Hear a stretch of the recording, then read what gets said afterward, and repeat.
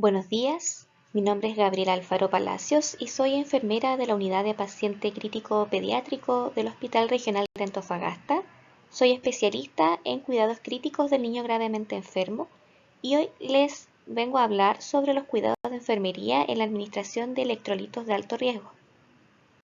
A modo de introducción, los electrolitos concentrados son minerales presentes en la sangre y otros líquidos corporales que tienen la particularidad de llevar una carga eléctrica, ya sea positiva o negativa. La importancia de estos radica en que afectan la cantidad de agua corporal, la acidez o pH sanguíneo, la actividad muscular, entre otros procesos fisiológicos importantes en el organismo. Al ser administrados de manera exógena, se encuentran en preparaciones altamente concentradas y la Organización Mundial de la Salud los considera como medicamentos de alto riesgo. Estos tienen un riesgo potencial muy elevado de ocasionar daños graves o incluso mortales cuando se produce un error en su administración. Recordemos que los errores de medicación son un grave problema de salud pública con importantes repercusiones, no solo desde el punto de vista humano, asistencial y económico, sino también porque generan desconfianza en los profesionales e instituciones de salud. Es por esto que la Organización Mundial en el año 2017 lanza su tercer desafío global de seguridad del paciente con el tema medicación sin daño, que pretendió reducir al 50% los daños graves evitables relacionados con la medicación en todo el mundo. Y por supuesto que el rol de enfermería es clave, dado que somos quienes los encargados de preparar, administrar y comprobar los efectos de este tipo de medicación en el paciente. ¿Y cuáles son estos electrolitos de alto riesgo según la Organización Mundial de la Salud? Bueno, tenemos el cloruro de sodio, el 10%, el cloruro de potasio, el sulfato de magnesio, el gluconato de calcio, el fosfato monopotásico y el bicarbonato concentrado al 8,4% o al 2/3 molar, que los vamos a revisar a continuación. Vamos a partir por el cloruro de sodio al 10%. Recordar que el sodio es el catión más abundante del líquido extracelular y es el determinante principal de la osmolalidad del líquido extracelular, desempeñando una función clave en la distribución del agua y en el equilibrio hídrico de todo el organismo. Los valores normales del sodio en sangre es de 135 a 145 miliequivalentes por litro. Es por esto que cuando hablamos de una hiponatremia nos referimos a un sodio sérico inferior a 135 miliequivalentes por litro. Y esta hiponatremia puede deberse a una concentración demasiado baja de sodio o bien a un exceso de agua en relación con la cantidad de sodio, en lo que ocasiones se denomina hiponatremia por dilución. Las causas más comunes en pediatría puede deberse secundaria a sudoración excesiva, drenajes abundantes a través de las heridas, diarreas o vómitos excesivos, las llamadas JECA en pediatría, sangrados profusos, consumos bajos de sodio, alteraciones hormonales o exceso de diuréticos tiacídicos y el paciente postoperado. Entonces, debemos discriminar según la gravedad de la anatremia o de la hiponatremia en este caso, para ver la corrección más adecuada para nuestro paciente. ¿Ya? Es por esto que si tenemos un sodio entre 130 a 135, una hiponatremia leve, vamos a encontrar un paciente con cefalea, irritabilidad, disminución de la tensión y alteraciones en la marcha. Si tenemos un paciente con un sodio entre 120 y 130 miliequivalentes por litro, vamos a ver a un paciente nauseoso, con vómito frecuente, confuso, desorientado, somnoliento, bradipsíquico. Y cuando hablamos de una natremia inferior a 120, que es una emergencia, es un cuadro bastante grave, el paciente va a estar en estupor, convulsionando, en coma y con depresión respiratoria. Por lo tanto, debemos recordar que el requerimiento diario de sodio en los niños es de 2 a 3 miliequivalentes por kilo al día. Y es imperante conocer la causa de la hiponatremia, puesto que estas son muchas. Dependiendo de la causa, la corrección va a ser individualizada según las necesidades del paciente y va a hacer esta corrección de manera paulatina. Los aportes de sodio pueden ser mediante aportes de cloruro de sodio al 10% en fleboeclisis o si el paciente está un poco más estable, se puede incorporar este sodio en las mamaderas de leche en cada toma. Ya, recordemos que las ampollas de sodio al 10% contienen 1 a 2 gramos de sodio por cada ampolla, dependiendo de la cantidad de ml que estas traigan. Bueno, dentro de los cuidados de enfermería, saber que si el cuadro ya es más severo, como mencionamos previamente, si es una anatremia inferior a 120, la corrección aquella es más activa. Y aquí pasamos a hablar de administración de soluciones hipertónicas al 3% de cloruro de sodio. Recordar que estos aportes siempre van a ser en bomba de infusión continua. La velocidad de corrección es lenta, ¿cierto? De 0,5 miliequivalentes por litro por hora o de 10 a 12 miliequivalentes por litro en un día o de 18 miliequivalentes por litro en 2 días. Debemos monitorizar niveles plasmáticos de sodio cada 4 a 6 horas y ver las tendencias y tener una vigilancia estricta del estado neurológico del paciente pediátrico. Una entidad aparte es la neuroprotección que debemos proporcionar a los pacientes, por ejemplo, en postparo cardiorrespiratorio o tequiados graves, que se van a beneficiar de la solución hipertónica al disminuir el edema cerebral. Para preparar una solución hipertónica al 3%, vamos a recordar lo siguiente, recordar la regla 3 simple, ya que esta solución no se encuentra disponible en el mercado. Debemos prepararla en las unidades. Entonces, ¿qué significa que una ampolla de cloruro de sodio se encuentra al 10%? Significa que hay 10 gramos en 100 ml de solución. Por lo tanto, si la ampolla de cloruro de sodio es de 10 ml, al hacer mi regla de 3 simple, obtengo que la ampolla trae 1 gramo de cloruro de sodio. Pero yo necesito que mi solución esté al 3%. Entonces, si vuelvo al concepto anterior, necesito que existan 3 gramos contenidos en 100 cc de solución. Entonces, al saber que en una ampolla tengo 1 gramo, necesito 3 ampollas de sodio, es decir, 30 ml de cloruro de sodio, y le adiciono 70 ml de agua bidestilada para lograr completar un volumen de 100 cc. Pasamos ahora a revisar el cloruro de potasio al 10%, y debemos saber que el potasio es el mayor catión en el líquido intracelular del organismo, genera cambios de voltaje durante la conducción nerviosa, participa en la contracción muscular y sus valores normales en sangre es de 3,5 a 5 miliequivalentes por litro. Cuando hablamos de una hipocalemia de un potasio menor a 3,5 miliequivalentes por litro, puede deberse a diversas causas, ¿ya? A una ingesta inadecuada, en dietas muy restrictivas, líquidos sin aportes de potasio o pérdidas excesivas de potasio de causa renal, como por ejemplo uso de diuréticos como furosemida, que los pacientes tienden a hacer hipocalemias. También se puede deber a pérdidas excesivas de potasio extrarrenal por tubos digestivos, diarrea profusa, fístulas, etc. Quemaduras profundas y extensas en los grandes quemados, por ejemplo, y en la cetoacidosis diabética. Secundario al tratamiento de insulina. Entonces, dentro del tratamiento y cuidado de enfermería con el potasio, recordar que la presentación viene en ampollas de 10 ml y que cada ml trae 1,34 miliequivalentes de potasio. La dosis de reposición debe ser de 0,5 a 1 miliequivalente por kilo por hora por catéter venoso central o de 0,1 a 0,3 miliequivalente por kilo por hora por vía venosa periférica.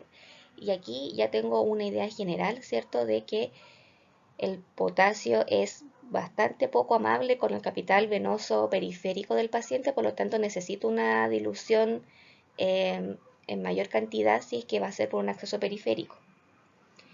La dilución por catéter venoso central, que es lo ideal y el estándar que deberíamos realizar siempre, es la llamada dilución al medio.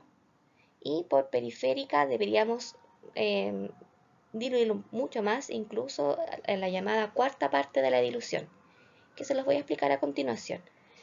Y el tiempo de administración es mínimo de 2 horas hacia arriba, no menos que eso. Por ejemplo, usted debe administrar 5 ml de potasio al 10% al medio por catéter venoso central en 2 horas. El concepto de al medio implica que debo adicionar la misma cantidad de del medicamento en solución fisiológica o solución glucosada al 5% para poder diluirlo de manera adecuada. Entonces, si es al medio, es como decir al doble. Entonces, tengo 5 ml de potasio, le adiciono 5 ml de solución fisiológica y obtengo un volumen total de 10 ml a administrar a 5 ml hora por VIC, ya que debo administrarlo por 2 horas. Ese es un ejemplo.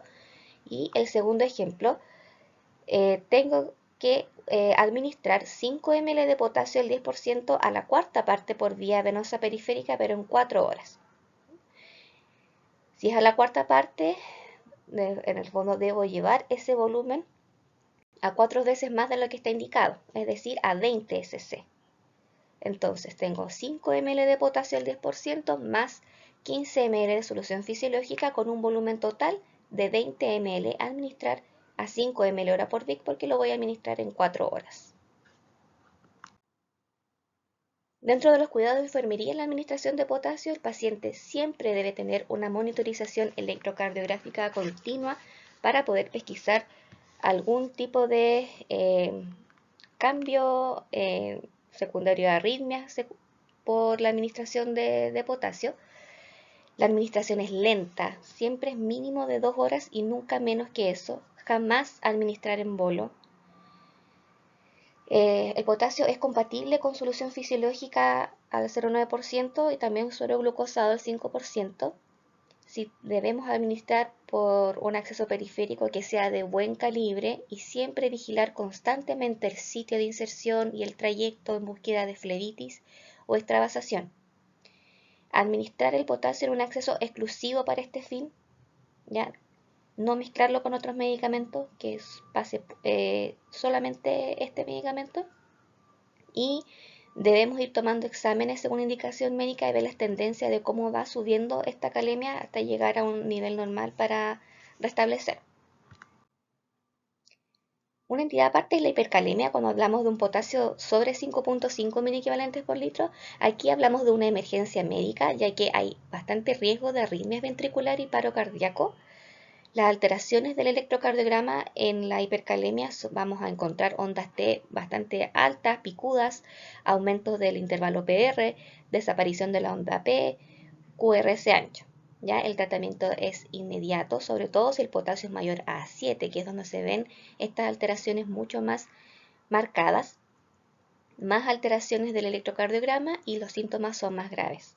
Para poder tratar esta entidad tenemos distintas opciones dependiendo de la gravedad de la hipercalemia. Una de las opciones es utilizar un estabilizante de membrana como es el gluconato de calcio, ya que es antagonista del potasio en bolo lento. Al administrarlo al paciente vamos a disminuir los niveles de potasio en sangre, que ya vamos a revisar a posterior lo que es el gluconato de calcio.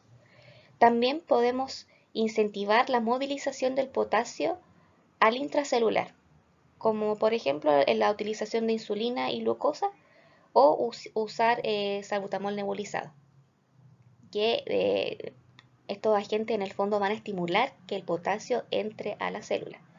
O podemos extraer activamente el potasio con uso de diuréticos como furosemida o ya entrar lisa y llanamente a terapias de reemplazo renal.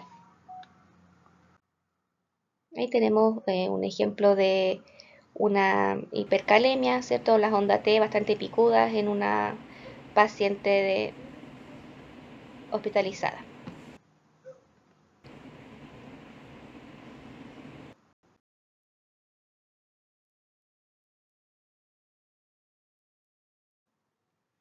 Pasamos a hablar del sulfato de magnesio, el 25%.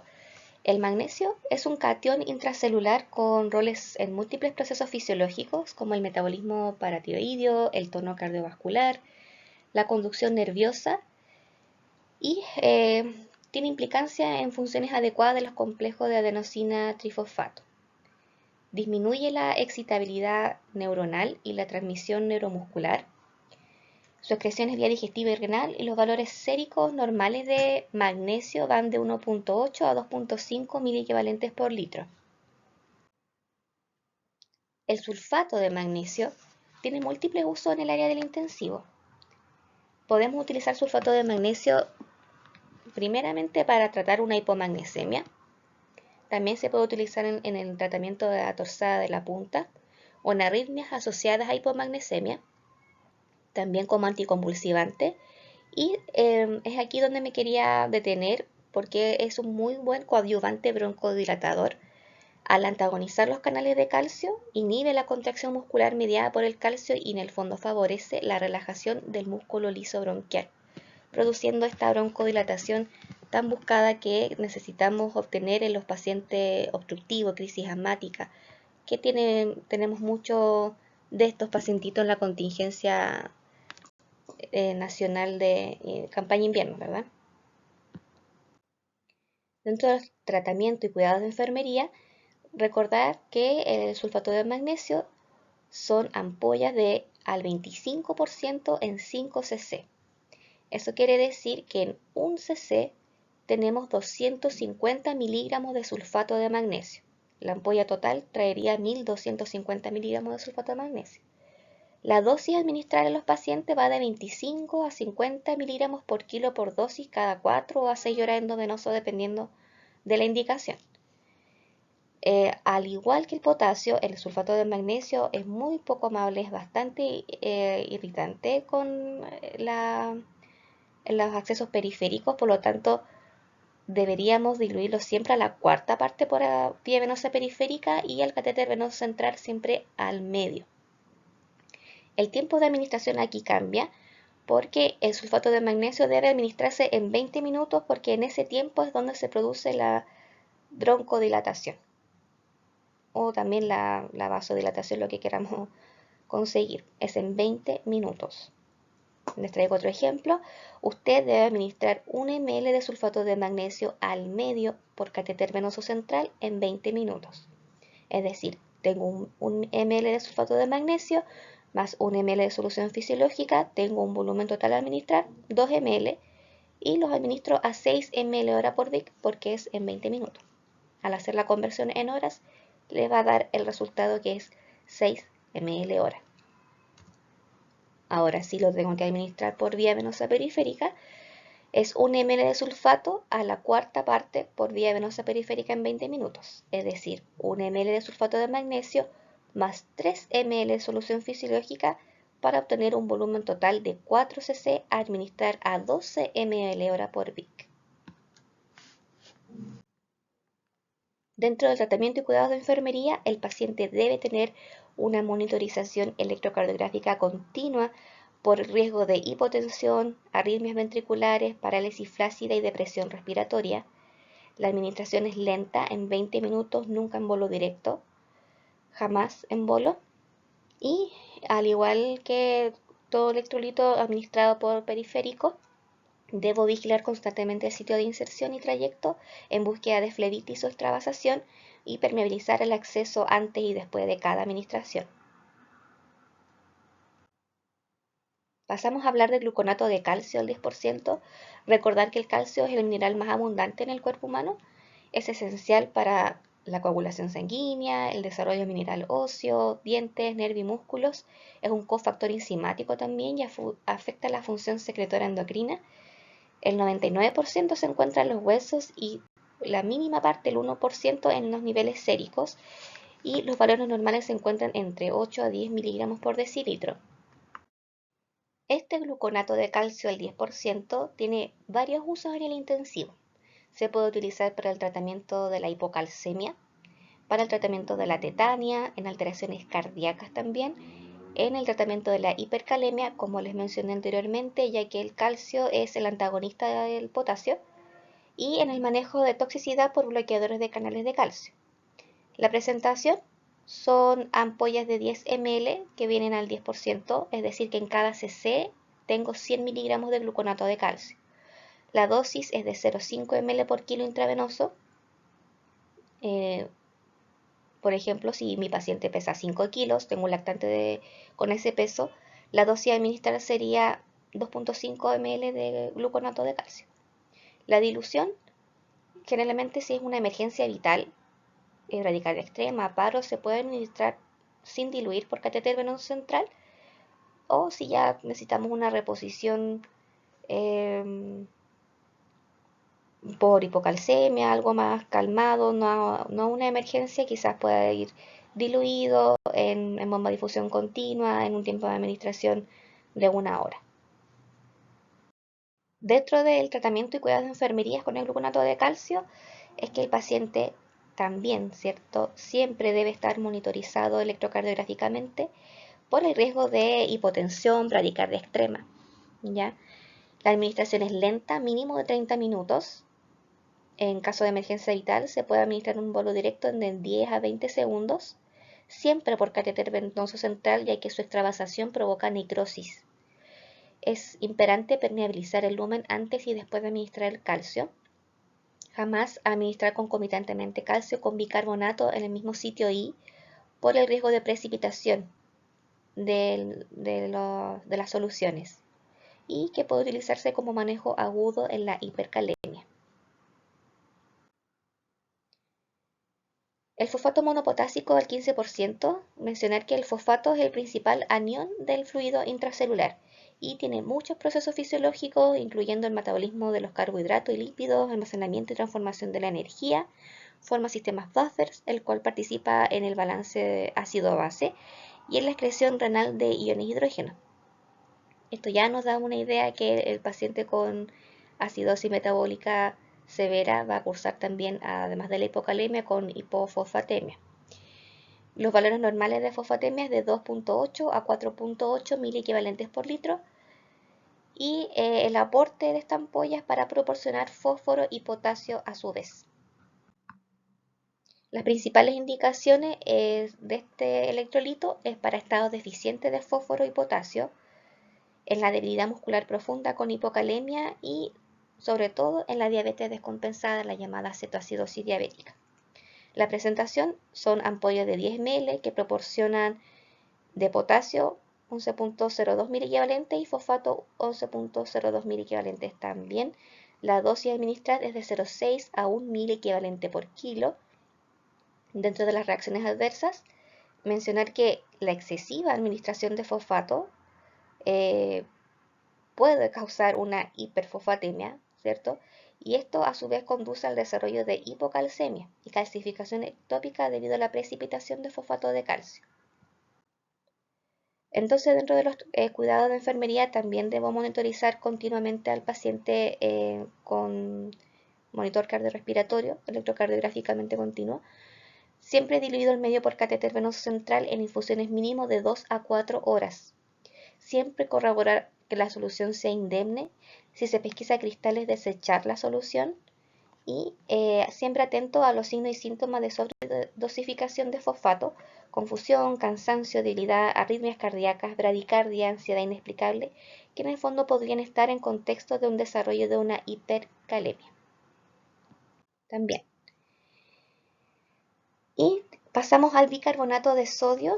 Vamos a hablar del bicarbonato de sodio al 8,4% en esta oportunidad y mencionar que está bastante selectivo la administración de bicarbonato, no se utiliza rutinariamente, pero está descrito su uso en el tratamiento de la acidosis metabólica severa, grave, en la hipercalemia y también tendría utilización en la sobredosis con bloqueadores de canales de sodio o en los antidepresivos tricíclicos.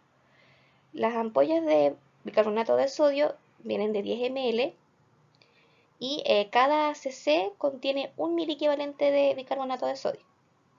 La dosis a administrar es de 1 miliequivalente por kilo dosis, ya en 1 o 2 minutos la administración. Y muy importante mencionar que es incompatible con gluconato de calcio.